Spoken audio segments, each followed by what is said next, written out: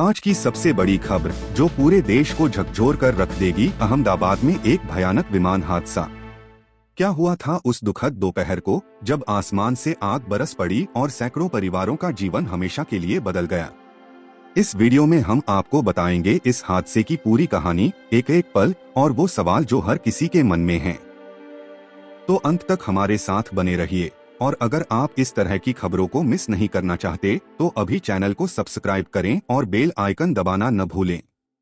12 जून 2025 दोपहर के करीब 1:38 बजे अहमदाबाद का सरदार वल्लभ भाई पटेल अंतर्राष्ट्रीय हवाई अड्डा।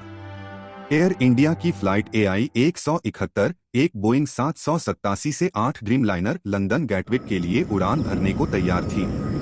इस विमान में 242 लोग सवार थे, 230 यात्री और 12 क्रू मेंबर्स। इनमें 169 भारतीय, 53 ब्रिटिश, 7 पुर्तगाली और 1 कनाडाई नागरिक शामिल थे। लेकिन किसी को क्या पता था कि ये उड़ान, जो सपनों को नई ऊंचाइयों तक ले जाने वाली थी, कुछ ही सेकंड में एक त्रासदी बन जाएगी। विमान ने जैसे ही उड़ान भरी, कुछ ही पलों में पायलट कैप्टन सुमित सभरवाल और को पायलट क्लाइव कुंदर ने मेडे कॉल जारी किया। मेडे वो शब्द जो हर पायलट के लिए आखिरी उम्मीद होता है।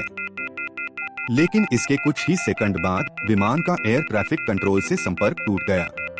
625 फीट की ऊंचाई तक पहुंचने के बाद ये विमान अहमदाबाद के मेघानी नगर इलाके में एक रिहायशी क्षेत्र में जा गिरा। और फिर वो मंजर जो शायद कोई कभी नहीं भूल पाएगा।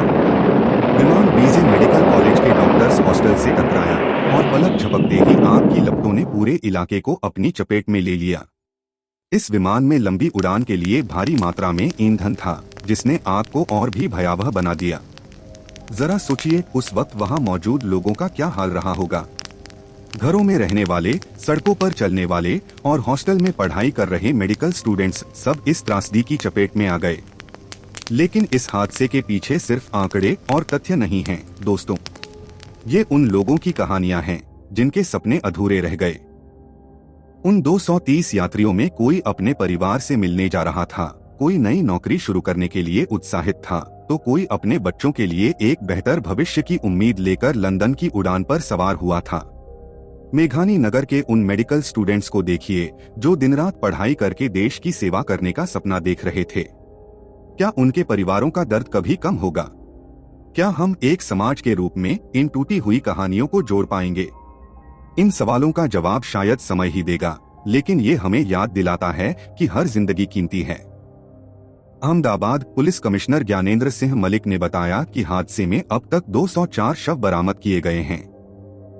कुछ सूत्रों का कहना है कि विमान में सवार सभी 242 लोगों की मौत हो चुकी है, लेकिन शुरुआती पुलिस बयानों में कुछ लोगों के बचने की संभावना भी जताई गई थी। जमीन पर भी कई लोग घायल हुए, जिनमें 45 मेडिकल स्टूडेंट्स शामिल हैं और दुखद रूप से 3 स्टूडेंट्स की मौत हो गई। पॉज, ये आंकड़े सिर्फ नंबर नहीं हैं, दोस्तों। ये वो जिंदगियां हैं जो एक पल में खामोश हो गईं। लेकिन सवाल ये है, आखिर हुआ क्या था? क्या ये पायलट की गलती थी? क्या विमान में कोई तकनीकी खराबी थी? या फिर कोई बाहरी वजह जैसे मौसम या कोई और कारक? अभी तक इसका जवाब किसी के पास नहीं है। लेकिन भारत का विमान दुर्घटना जांच ब्यूरो AIB इस मामले की गहराई से जांच कर रहा है। ये हादसा बोइंग 787 ड्रीमलाइनर का पहला घातक हादसा है, जिसके बाद बोइंग के शेयर बाजार में 7% से ज्यादा गिर गए।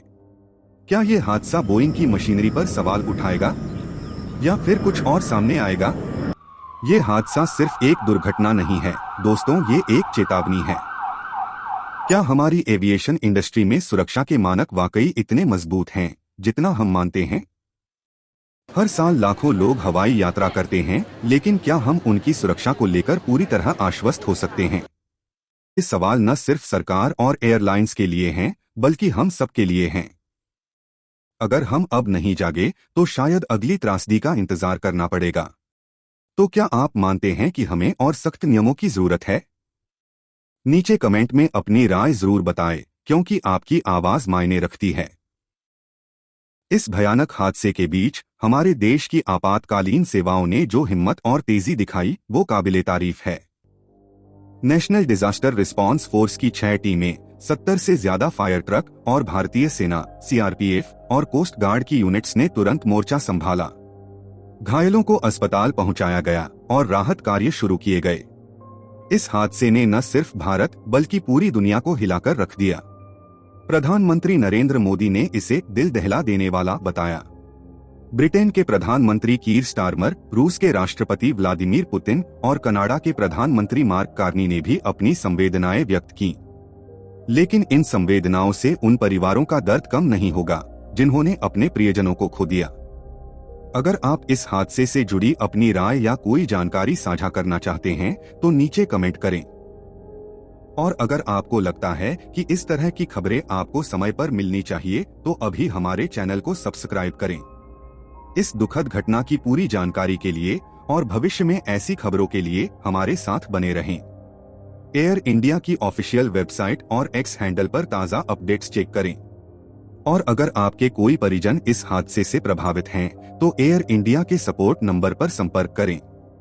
आइए हम सब मिलकर उन परिवारों के लिए प्रार्थना करें जिन्होंने इस त्रासदी में अपने अपनों को खोया।